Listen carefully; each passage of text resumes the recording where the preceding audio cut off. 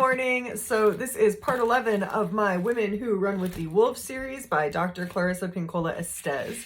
And I'm really excited for today's video because we're going to be talking about rage and forgiveness and female rage. And I'm excited about it because I think that's something that almost all women can relate to. I think there's this sort of deep anger that's inside of all of us that we try really hard to kind of repress and hold back.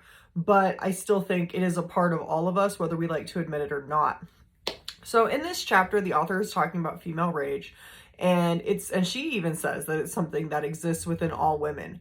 And she talks about how it's something that can consume us, and sometimes it never leaves us unless we choose to combat it. She talks about combating this female rage through a process of questing and practice. We sort of have to take our life experiences, even the bad ones, and be thankful for them and use them as lessons to soothe the rage inside of us.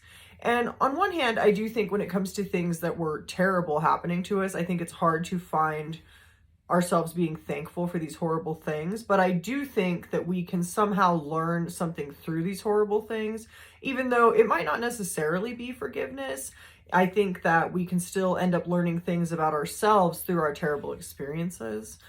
She also talks a lot about patience, as healing that rage that is inside of us isn't always a one-size-fits-all scenario. It's something that we kind of have to practice over and over again. And I think one of the most compelling things that the author talks about is how the rage that is inside of us can carry a certain degree of enlightenment. And it can be used as a sort of a teacher. She says that using our rage as a learning tool is one way that we can also kind of dispel the anger that's inside of us. It's kind of like the only way out is through type of scenario. And dispelling this rage is important because if we don't heal ourselves and if we don't work on that, we sort of end up losing our trust and our faith in life. And we end up in this dark headspace where we think that good things don't exist. Another thing the author talks a lot about is practice. She talks about sitting with our rage and getting to know it.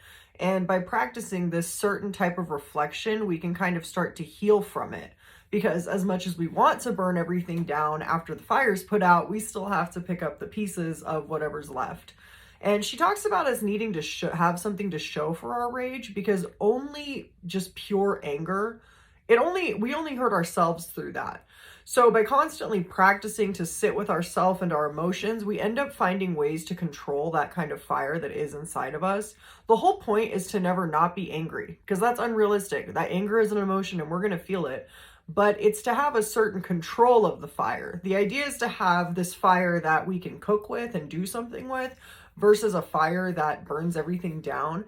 And as someone who does find themselves being very frustrated constantly sometimes at the world, this was something that was really important to me. I was like, you know what? I do need to take this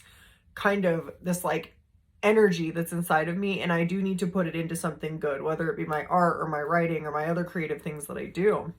On the topic of forgiveness as well, the author raises an interesting point. She talks about how in our culture, like our Western culture, I'm in America, it's really common to see forgiveness as this sort of one and done thing where we have the conversation with someone and then we move on.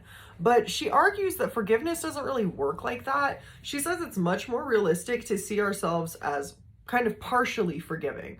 And that the important part of forgiveness is to begin that process and continue on. We can't really expect to be all forgiving instantly, but having the willingness to work on it is the important trait, because by having that willingness, we can build from it. And I think when it comes to forgiveness, I think a lot of that is for ourselves internally, not necessarily the other person. And we still need to be able to build on to our experiences and learn from them. So I do think for me, the best part of the chapter is when she's talking about forgiveness. She's talking about, it's not about surrendering. It's about choosing to not harbor resentment. And she says that forgiveness is an act of creation and that we have a lot of different ways that we can do that.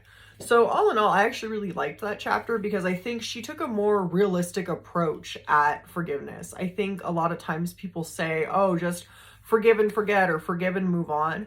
And our experiences have a tendency to stay with us so much that that's not really possible. But to see forgiveness as a process versus just an act, I think is almost a better way of looking at it. I think it's something a little bit more tangible, something that a lot more people could do rather than just holding on to this deep resentment. You don't have to forgive someone instantly, but if you can recognize that there's a process to it, then I think that we find ourselves a little bit happier, because I think a lot of times people do have a tendency to say they've forgiven somebody, but they still hold something against them. And I think when we choose to let go of that resentment, I think we find ourselves happier overall as well.